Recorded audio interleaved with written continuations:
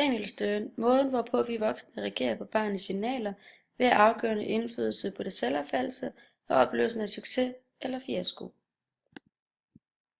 Hvem er han? Daniel Stern er født den 16. august 1934 i New York og døde 12. november 2012 i Genève. Han var professor i psykologi på Universitetet i Genève. Han var en af sin generations mest betydningsfulde udviklingspsykologer. Daniel Stern var meget optaget af teorien om, hvad spædbørn tænker og føler. Udviklingsteori. Han beskæftiger sig med moderne spædbørnsforskning, og han mener med sin udviklingsteori, at små børn kan en masse. De har fornemmelse af at være et selvstændigt individ fra starten, og barnet udvikles via samspil med voksne. Udviklingsteori.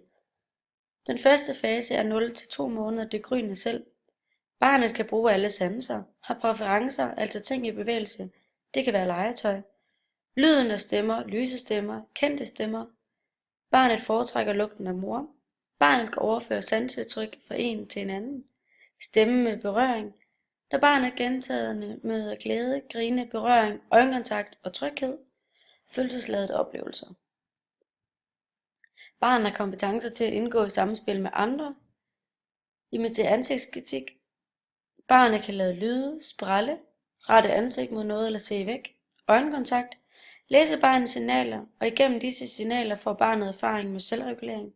Hvis jeg tager kontakt og ikke bliver mødt, kan det være ligegyldigt. Anden fase. Fra 3 til 6 måneder kerneselvet. Her er der 4 fornemmelser. Den første er selvhandling. Jeg sprætter selv med benene, selv kan jeg gøre noget, der har betydning, og få andre til at reagere. Selvsammenhæng. Afgrænset ved psyk i forhold til omgivelserne. Selveffektivitet. Indre følelser. Mine følelser bliver anerkendt. Selvhistorie. Jeg er den samme som i går. Dannelse af kernecelle bygger på oplevelser ved samspil med andre ansigtsduetter. Tilknytning til omsorgspersonen er vigtigt.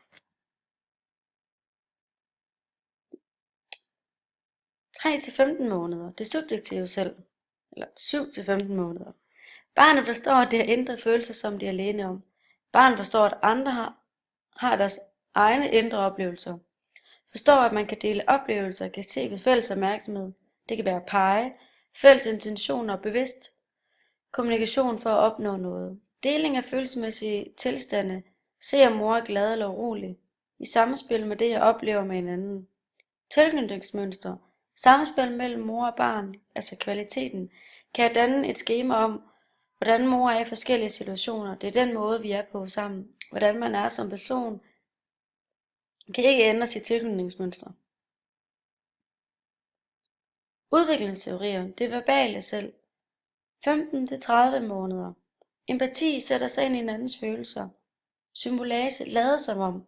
Barnet danner det falske selv. Oplevelser, der forstærkes, fordi de har ønskelige for de forældrene. Det sande selv. Oplevelser forstærkes, fordi de afviser forældrene, fører til bedrag, til selvbedrag. Det narrative selv. Det handler om at fortælle en sammenhængende historie om sit liv.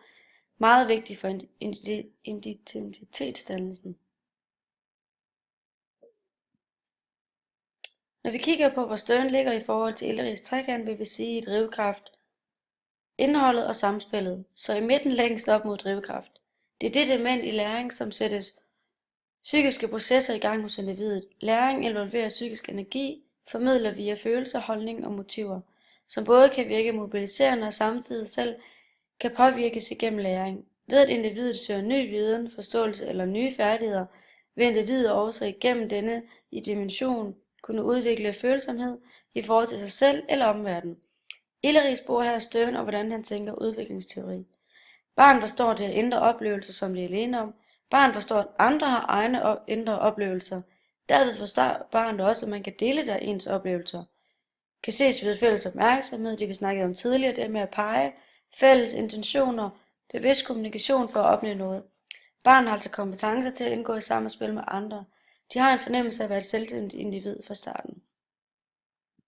Og på den sidste slide her kigger vi på Elleris trekant, og der ligger den herovre, vi har lavet den her lille grå prik.